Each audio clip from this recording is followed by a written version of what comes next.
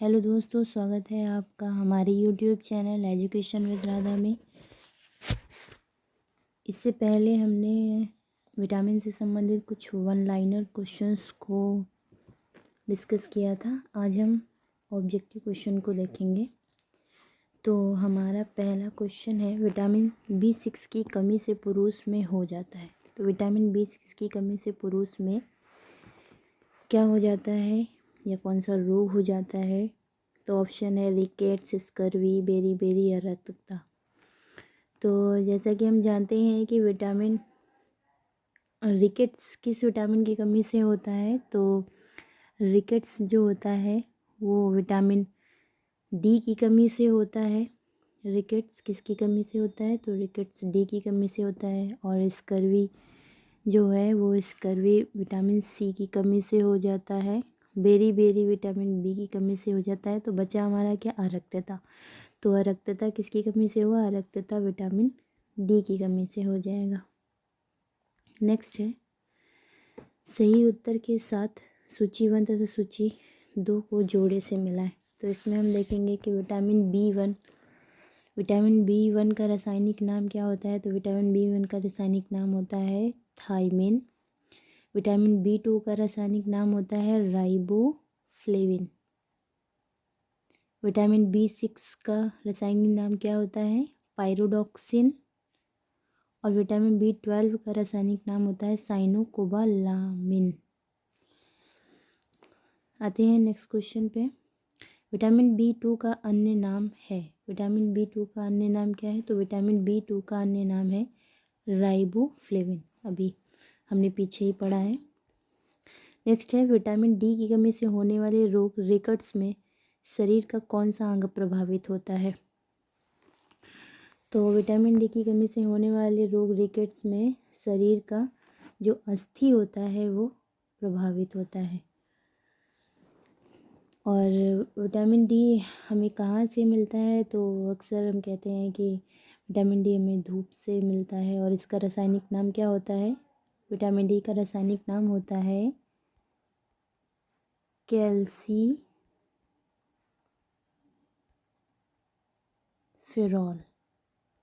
तो vitamin D का रासायनिक नाम होता है कैल्सीफेरॉल। आते हैं नेक्स्ट क्वेश्चन पे। विटामिन डी की कमी से बच्चों में कौन सा रोग हो जाता है? तो अभी हमने पढ़ा था कि होने वाले रोग रिकेट्स में शरीर का कौन सा अंग प्रभावित होता है। अब हम देखेंगे कि विटामिन डी की कमी से बच्चों में कौन सा रोग हो जाता है। तो विटामिन डी की कमी से बच्चों में रिकेट्स हो जाता है। ओके, नेक्स्ट क्वेश्चन है, बच्चों के अंगों की अस्थियां मुड़ जाती हैं यदि कमी हो। तो बच्चों के अंगों की अस्थियां कब मुड़ जाती हैं? जब उनमें विटामिन डी की कमी होती है तो उनकी अस्थियां क्या होती हैं?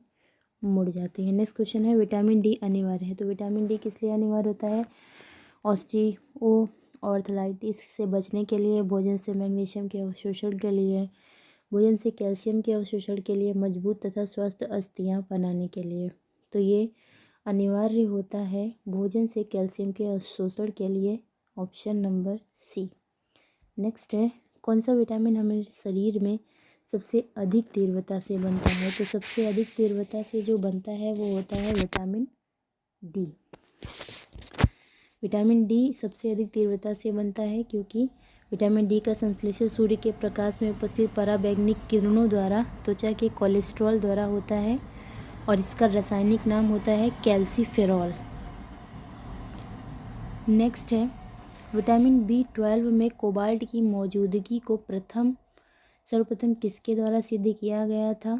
तो सर्वप्रथम सोडियम नाइट्रोप्रोसाइड परीक्षण द्वारा विटामिन B12 में कोबाल्ट की मौजूदगी को सिद्ध किया गया था। तो इसका आंसर हमारा होगा बी, सोडियम नाइट्रोप्रोसाइड परीक्षण। नेक्स्ट क्वेश्चन है, औषधियों और उनके कार्य का अध्ययन क्या कहलाता है? तो औषधियों और उनके कार्य का अध्ययन औषधि विज्ञान मतलब फार्माकोलॉजी कहलाता है। तो यहाँ पे हमारा ऑप्शन होगा यहाँ पे हमारा आंसर होगा सी, औषधि विज्ञान। नेक्स्ट है, तंबाकू से निम्नलिखित में से क्या होता है? तो तंबाकू से क्या हो जाता है, तो तंबाकू से हो जाता है निकोटीन, क्योंकि तंबाकू में निकोटीन पाया जाता है तो इसलिए तंबाकू से निकोटीन हो जाता है। नेक्स्ट है, लौह की कमी से कौन सा रोग होता है। लौह की कमी से कौन सा रोग हो जाता है, तो लौह की कमी से गाइटर नामक रोग हो जाता है। नेक्स्ट क्वेश्चन है, अरक्तता में निम्नलिखित में से किसकी मात्रा कम हो जाती है। हीमोग्लोबिन की, कोलेजन की, हाइयोग्लोबिन की, मायोसिन की। तो अरक्तता में किसकी मात्रा कम हो जाती है, हीमोग्लोबिन की। अरक्तता में किसकी मात्रा कम हो जाती है, हीमोग्लोबिन की। नेक्स्ट क्वेश्चन है, आयरन की कमी से होता है। आयरन की कमी से क्या होता है, आयरन की कमी से अरक्तता हो जाती है। आंसर बी सही होगा। नेक्स्ट क्वेश्चन पे आते हैं, छिली हुई सब्जियों को धोने से कौन सा विटामिन निकल जाता है। अक्सर हम कहते हैं ना कि सब्जी को छील के भी धो लो और उससे पहले भी धो लो, तो फिर धोने के बाद क्या होता है, सारा विटामिन तो निकल ही जाता है। तो इसलिए सब्जियां हमेशा हमें छीलने से पहले ही धोनी चाहिए। तो विटामिन कौन सा इसमें नष्ट हो जाता है, छिली हुई सब्जियों को धोने से विटामिन सी नष्ट हो जाता है। तो इसमें हमारा आंसर होगा बी। नेक्स्ट है, निम्नलिखित में से कौन सा विटामिन बी कॉम्प्लेक्स समूह से संबंधित नहीं है। कॉम्प्लेक्स समूह से कौन सा विटामिन संबंधित नहीं है। जैसा कि हम जानते हैं कि तो कॉम्प्लेक्स समूह से संबंधित नहीं है, इसका आंसर होगा स्कॉर्बिक एसिड। और स्कॉर्बिक एसिड किसका रासायनिक नाम होता है, तो स्कॉर्बिक एसिड रासायनिक नाम होता है विटामिन सी का।